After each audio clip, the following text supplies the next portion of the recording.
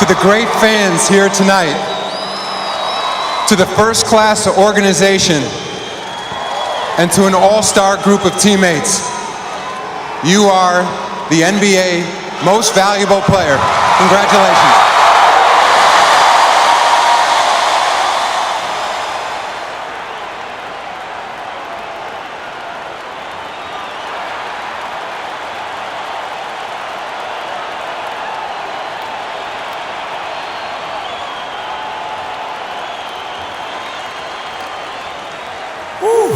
Wow. Thank you. It's an honor to receive this award. But first things first, this isn't just me.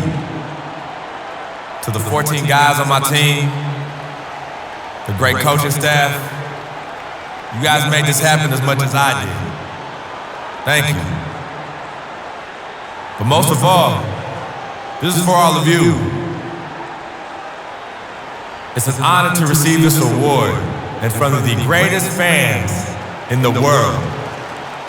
You support me so much to me.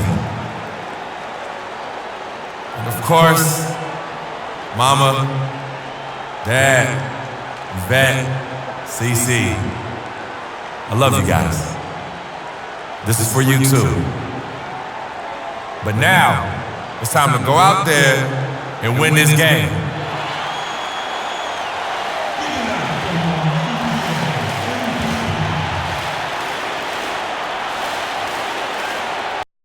And after winning game one, they've got another chance tonight on their home floor to maintain that home court advantage. Kenny, what does their mentality have to be tonight? Well, they can't get overconfident. They can't have that feeling that I have right now. I just feel that I know what's going to happen. I'm a little overconfident. You're overconfident tonight? Overconfident about what? Because they're higher speed. They've got to protect their home court advantage. So I kind of know what's going to happen in this game. I'm a little overconfident. You know, they need to take the approach like they haven't done anything yet. You know, the series doesn't really start until the team wins on the road. So they'll be fine, but they have to have the right approach. Are you feeling overconfident tonight as we sit here? Always. About what?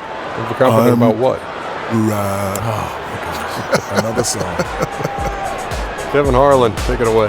Yo, what is up, everybody? Today we are starting up the NBA playoffs. The MVP Denny Tice and the 2-seed Miami Heat going against the number 7 seed Atlanta Hawks. As you guys see the lineups, and as you guys saw in the top left of the screen, we won game 1 already. We skipped game 1 because it wasn't really a close game. We won by about 15 points. As you guys see, Chris BOSH fouling Millsap early on in the first play for the Hawks. The Hawks, they have their usual 5, except they have Gallinari at the 3 spot. Gallinari doesn't play the 3 in real life there, but somehow he ended up on the Hawks, making their starting 5 pretty deadly on offense as Wade is running the break over Horford, getting the scoop shot to go. Of course, our starting 5 is very OP.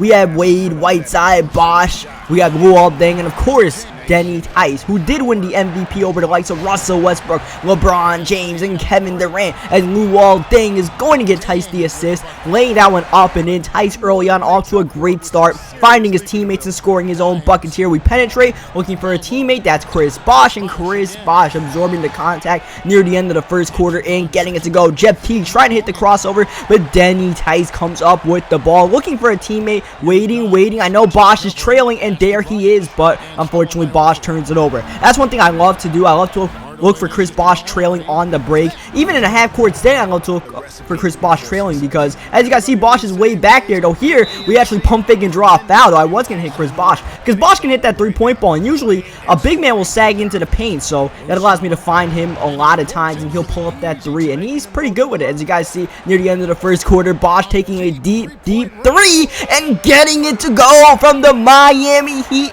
logo. Chris BOSH showing range that I didn't even know he had. I was just like, not my shot percentage, and Chris BOSH is like, fine, I'll improve mine. I was like, wait, what? That's not the way it works. I said not my shot percentage. I thought we would miss. But as you guys see, we hit the floater. We're rocking offensively, but so are the Hawks. We are both in an offensive shootout right now as Horford loses the ball right there. Tice with the strip, looking at Winslow on the other side. The court, but Winslow's going to find back Tice, top of the key for 3. Bang! Al Horford way too late on that contest, and Denny Tice ties the game right back up, trying to get the steal, but he gets it back, finds Gallinari, and Gallinari Gallinari, a sharpshooter, gets that 3-pointer to go. Gallinari can do everything. He can go off the dribble, pull up the mid-range, he can knock down the 3, drive to the rim. So we definitely got to make sure Luol Deng gets some help on Gallo as we set the screen. Tice open for 3 again, and he's got it to go. Tice is hot from downtown early on the break, pushing the ball, finding Dragic. Tice getting it right back. I see Dragic, but I also see Green cutting to the rim, and Gerald Green absorbing the contact. 5-point Heat lead to start the third quarter. Make that a 7-point Heat lead. Denny Tice with the high floater getting it to go. This is a 2-seed versus a 7-seed matchup, so we're clearly the favorites here. Jeff Teague is definitely struggling. Tice has got him in a box, along with Dennis Schroeder when he comes off the bench. Schroeder's actually injured, as you guys see Whiteside with the ball, give and go with Denny Tice, and Tice flushes that one home. A very efficient game for Denny Tice. 6 rebounds, a ton of steals. We got 11 assists, 16 points. But Al Horford is also having a very efficient game. He has barely missed any shots so far, as Tice one more time with that floater. Oh, so deadly is Denny Tice's floater that he's added to his game since the All-Star break.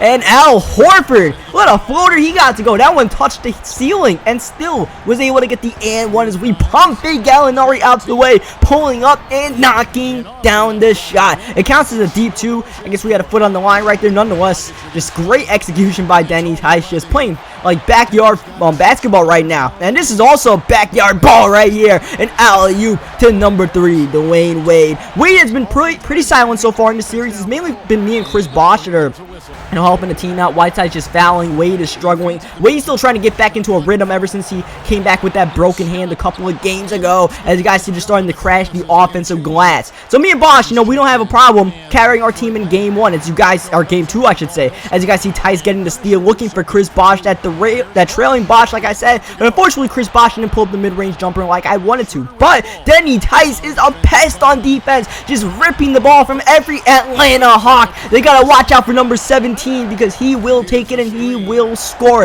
As you guys see, Hardaway trying to run the pick and roll, finding Mike Scott, and Mike Scott making it a 2-point game near the end of the third quarter. The Hawks are staying in this one despite the great game Tice is having. An easy assist for Schroeder, finding Scott on the break. Here Teague to start the fourth quarter, finding Horford, but Whiteside gets a hand in his face, but one more time on the glass and drawing a foul. Whiteside starting to get into foul trouble, and all of a sudden it's a tie game, and I accidentally take a deep 3. That was totally not on purpose. You guys, that's a terrible shot. Instead, look at the Hawks moving the ball. This is what they do so well. There is no primary scorer on this team. They just move the ball very spur-like, and they find Al Horford, who gives them a 2-point lead. It looks like this was going to be a battle to the buzzer. Denny Tice pulling up, knocking down. Tice is still scorching hot from 3-point range. Of course, the Hawks, they just want to take one on the road and try to go back to Atlanta with a 1-1 series as we go to the bench here in the fourth quarter. Spoelstra puts Tice on the bench. Curious decision, and it backfires badly. We are down 12 when we come back in the game. We were only down 2 when we went to the bench. I don't know why the substitution pattern went like that, but that pretty much ends our game 2. And we were having a spectacular game. We were on triple-double alert, potentially quadruple-double alert. We could have gotten a few more rebounds. We had 8 steals. You guys see we're shooting very well from the field. This is going to be a random turnover to end the game, our 4th one, but it's frustrating that we lost this game because I felt like I was playing really well, and I felt that the team was playing pretty well, and it was going to be a close game, but that damn substitution cheese got us. But we'll have to get them back in Atlanta in game 3. Leave a like on this video if you guys enjoyed it. Subscribe for more 2K16 micro games, and I will catch you guys for what will end up being a big game 3 in the first round.